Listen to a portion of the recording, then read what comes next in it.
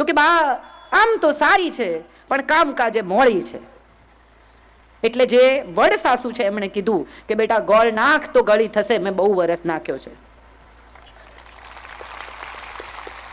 એમ કોઈ ગળ્યું થતું નથી, ગોળ નાખવો પડે છે. જેને ગળ્યું ખાવું હોય ને એને.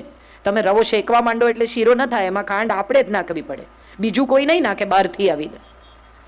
આપણું ઘર, આપણો પરિવાર, આપણી દુનિયા, આપણા દીકરાની વહુ પરણીને આવી, એ બે જણાને બહુ બનતું હોય ને તો સાસુને વાંધો પડે, બહુ ગેલો છે. અરે એક આનંદ થવો જોઈએ કે કેટલું સરસ મારા દીકરાને મારી વહુ સાચવે છે, ચાલો મારી ચિંતા ઓછી થઈ ગઈ. કેટલા વર્ષથી મમ્મી કહેતી હોય દીકરાને થોડું લીલું શાક ખા ને, ટીંડોળા ચાખી જો, પરવળ ચાખી જો, ચોળી ચાખી જો.